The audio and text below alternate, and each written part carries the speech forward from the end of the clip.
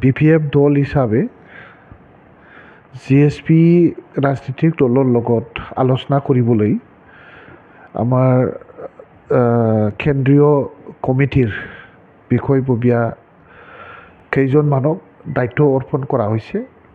তেখেতসকলে আলোচনা চলাই আছে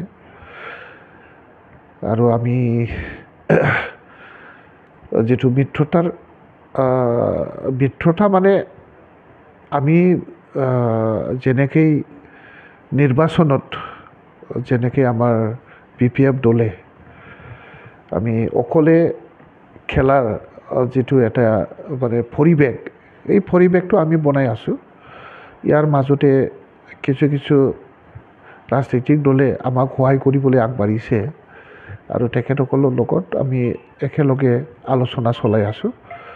আলোচনাটো খুব ভাল আলোচনা আৰু যেনেকৈ নহওক কিয় এইবাৰ হাগ্ৰামা মহিলাৰীদেৱৰ নেতৃত্বত নতুন BTC চৰকাৰ গঠন কৰাটো প্ৰায় তেখেতসকলে নিশ্চিত কৰিবলৈ চেষ্টা চলাই আছে আৰু সহায় কৰাৰ কাৰণে তেখেতসকলে আগবাঢ়ি আহি আছে।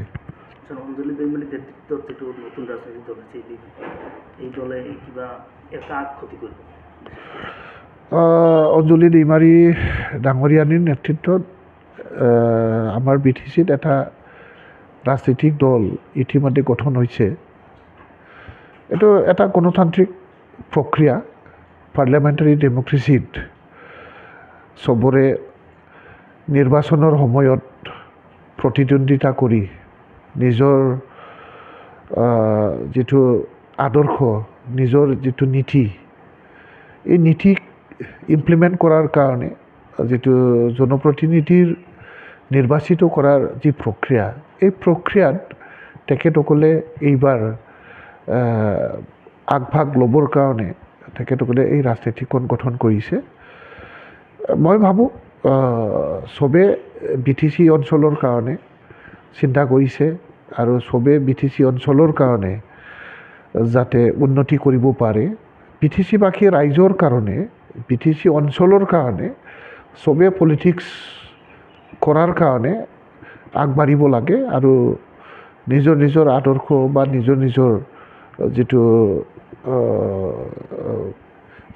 কিবা হয়, প্ৰিন্সিপল হয়, নিজৰ প্ৰিন্সিপলত থাকি আগন্তুক BTC নিৰ্বাচনখনক যাতে সুচাৰুৰূপে সকলোৱে শান্তিভাৱে পাৰ কৰাব পাৰে, তাৰ কাৰণে আমি সবেই সজাগ হ'ব লাগিব আৰু চবে যাতে BTC নিৰ্বাচনখন ভালকৈ বা মানে ফ্ৰী এণ্ড ফেয়াৰ যাতে আমি পাৰ কৰাব পাৰে, সকলোৰে সহায় সহযোগিতা লাগিব আৰু সকলোৱে সহায় সহযোগিতা কৰি পেলাই নিশ্চয় নিৰ্বাচনত প্ৰতিদ্বন্দ্বিতা বা নিৰ্বাচনখন মানে পাৰ কৰাবৰ কাৰণে, বৈতৰণি পাৰ কৰিবৰ কাৰণে চবৰে ইচ্ছা এইটোৱে প্ৰকাশ পাইছে বুলি মই ভাবোঁ।